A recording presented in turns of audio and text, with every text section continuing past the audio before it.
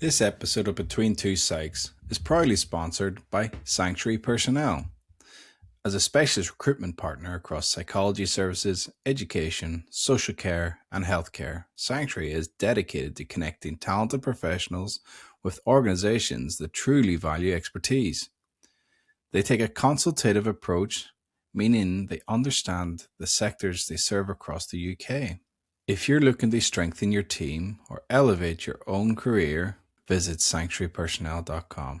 You can also reach out directly to Kamru Zaman at k.zaman@sanctuarypersonnel.com and Susie Cousins, s.cousins at sanctuarypersonnel.com. Contacts in the description.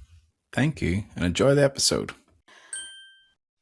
Hello, Dr. Adam here, educational psychologist. What if I told you psychology could solve problems you didn't know existed? This is something that came up to me about 12 months ago. I was tasked with this to solve a school in crisis, a school where staff were on the verge of burnout. They lost their leadership, senior leaders were quitting, and everybody was on the brink. However, when I went in, there was this narrative around these two children. They were the ones who were causing all the problems. And as long as we could fix their behavior problems, everything would be fine. And this left staff exhausted. So staff started to see children as the problem. And that can be a real issue because for those who work in education, they need to be aware. For those who work in education, they get into it for the right reasons. They want to help children. But it is a system that runs on goodwill. It runs on the goodwill of staff. And that leads to burnout because there's only so much you can offer. And that's what this story is all about. Staff are on the brink and they needed to opt out. They opted out by putting the blame on these two children who had significant behavior issues. They would show their emotional development naivety or lack of development through their behavior. And what this story tells us is how to move from that type of thinking into making children and staff a part of the solution. So perspective changes everything. They were sitting within a reactive culture. They had lost their head teacher. The remaining senior leaders weren't acting in a senior leader capacity for quite some time. They were doing their main grade teaching roles and not doing the more strategic element of it. And this meant that certain narratives were able to flourish and certain roles had been adopted that weren't necessarily in the interest of the school. And this meant that morale was low, people were looking for scapegoats, relationships between staff became fractured, relationships between staff and students became fractured, motivation was really low. So I was brought in to try and turn this around somehow. And it was daunting, but as any psychologist will say, the idea of applying psychology across systems is really exciting, and that's what I went in with.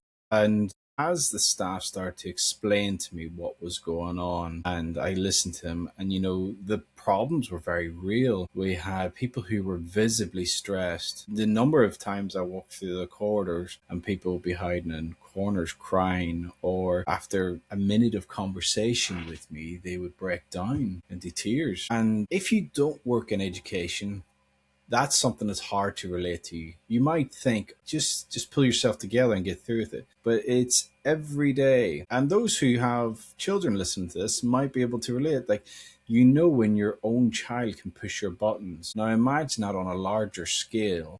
And not only are you a teacher and you have 30 of them, but your resilience is already low. Your sense of ownership over the school system is low. Your sense of responsibility may remain high, but your sense of ability to manage that responsibility is on the floor. And that's what's happening here. What I did was I went into every classroom. So all 7 classrooms, it was a single form entry primary school. So that just means there were 7 classes, and observed every teacher.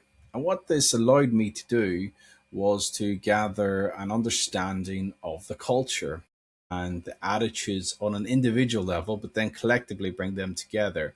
So I formed like a really, really in-depth opinion on the school. And then I met up with key members of staff beyond that and started to consult with them and get their perspective of what the problem was. And then there was a few question marks I had. There was a few teachers that I spoke to, a few teaching assistants. I thought, I feel like your part in this whole system is actually bigger. Whether that was due to the personality traits that they had, or whether it was I felt that they had a skill set that was being missed. So, for example, there was one teacher who used to work in alternative education or PRUs, pupil referral units. And it turns out that her experience in that time meant that she had a vast knowledge of social emotional pedagogy, teaching practice for those with behavior difficulties and old speak. This was being, she said she wasn't being acknowledged for her skill set, and she was on the verge of leaving not only the school but leaving the teaching profession. She was only in the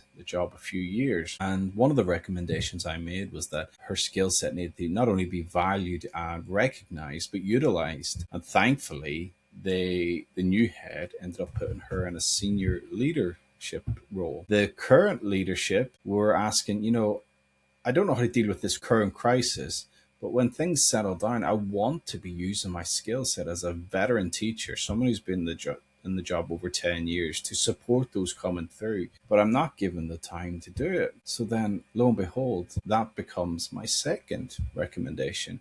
And you're starting to see a pattern just by listening to key people and being curious about the system. You start to see some of the things resolve themselves. And that's one of the key roles of a psychologist, is that curiosity, but also knowing which factors to apply. Now, the next aspect was looking for those teachers who didn't want to progress their career but had the skill set to manage tricky parts of the system. And there was one class that was viewed as the boisterous class, so to speak, and a teacher who wasn't being utilized in that way. A very creative teacher, very nurture-based teacher, wants to do best by her students. And my recommendation was that she would take this class the following year. And lo and behold, that made a big difference. And that's because those were the type of behaviors and types of relationships that she was very skilled at nurturing. And then there was a cohort of teaching assistants who were feeling very undervalued. Some of them got into the job a long time ago and felt that the role had changed drastically over the years. And to be fair, it had. And they were looking to either go back to the way it was, which, given the current SEND crisis, wasn't realistic, or they were looking to have additional responsibilities to feel valued. And my recommendation to the new head was to create a supervision group for them, that they would meet once a week and share good practice. And I want to go through different theories as to why each of these strategies worked. The first one I want to come to is systems theory. And, I spoke a little bit about curiosity, but when you look at systems, you're thinking about how they interact rather than the constituent parts. You think of it as a car. You're not just replacing a part for a part. You're looking at how each part interacts. So an engine on its own is just a bunch of pistons driving, but when you put that engine with a chassis, wheels, a drive shaft, it becomes a car. And that's the conceptual difference between a system and a component. And the phrase that helps me think about systems is the sum is greater than the parts. So when the different parts aren't aligned in a human system, you get crises like the one I just explained. People on the verge of leaving their jobs, people on mental health breakdowns, and children on the verge of not only pulling out their attendance or their parents pulling them out of school, but their mental health suffering too. And it may sound like a few simple solutions that I put in place. I only did 3 or 4 key things about recognizing different people's roles and moving people around. However, what that does, it changes the system, which then changes the feedback loop. So if you think about our young teacher who got made senior leader, her motivation is going to change. If we take a look at self-determination theory, competency, relatedness, and autonomy, she's going to feel more autonomous because she's given a higher level of responsibility. But by having that responsibility, she feels more competent. Having those 2 factors means that she's more motivated to then support other people in their roles. And she may be conscious of the fact that she is early in her career, which actually supports the relatedness part, because she'll be humble in how she offers advice. She might say phrases like, I'm not sure if you've tried this before. I'm suspecting you have, but I have found that X works when supporting students. She was doing simple things like putting in contracts at the beginning of the year, and it was working fabulously with her kids. Then, when you look at that with the other senior leader who wanted to take more of a mentorship role, he was being validated and that his competency was being recognized, which then in turn allowed him to relate to other people. And for the teaching assistants whereby I set up supervision, the relatedness that they had together allowed them to explore each other's competencies, which then in turn improved their autonomy, because then they felt that they could go and try different approaches to the tasks. And although I started off talking about systems theory, and I moved on to self-determination theory, this is one of the things about psychology. All these theories are interlinked, but I will do my best to try and keep them succinct.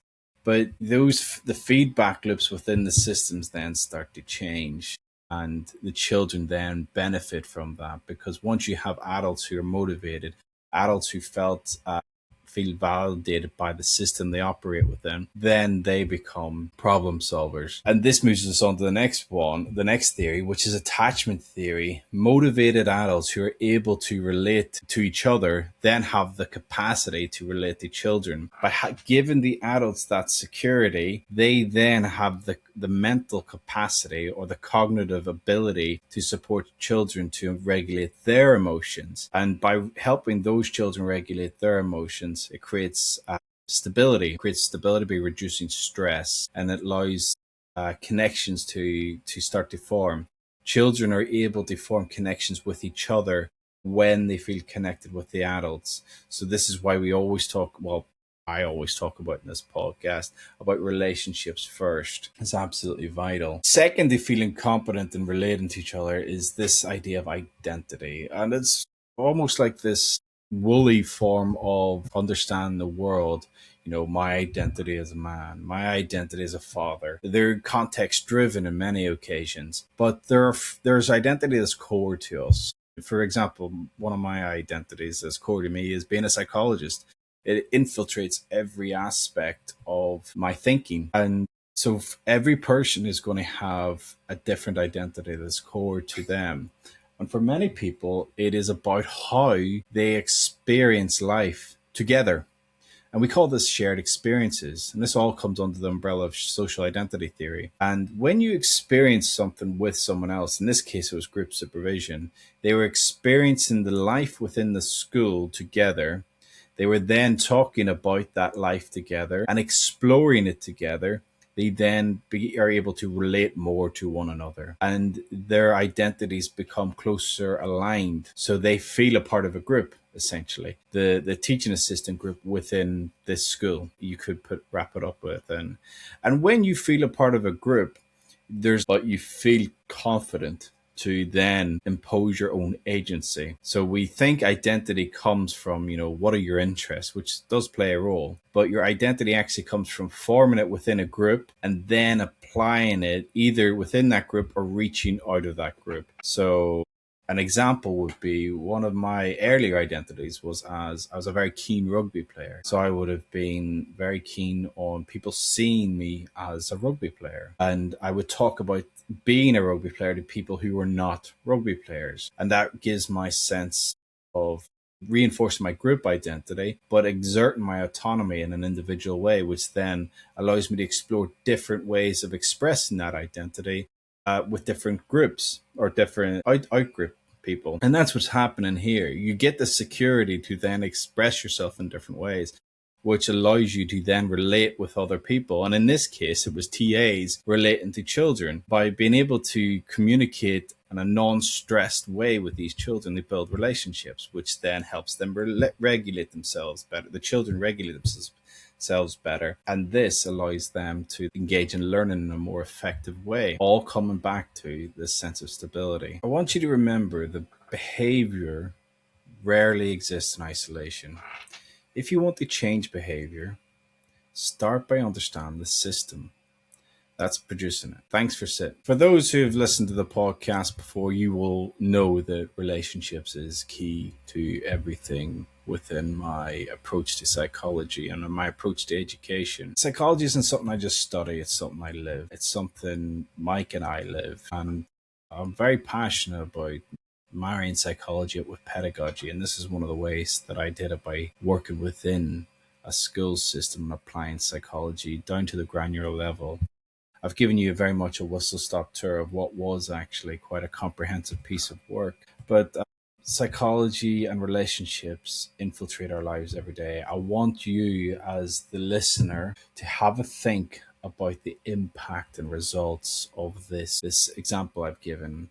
I've taught you about how staff become more connected. I've taught you about how morale increased. Have a think about your own lives, whether you're a parent, whether you're a teacher, whether you're a teaching assistant. Are any of these examples coming through, any of these theories speaking to you? And how can you apply this within your own profession, within your own lives even? And I really encourage you to give a comment below, whether that's on Spotify, YouTube, Facebook, Instagram, whatever platform you hear this on. I want you to think about that and let me know what you think, because I'm really interested in building up a conversation or a dialogue around this. Okay? Thank you for listening. Bye.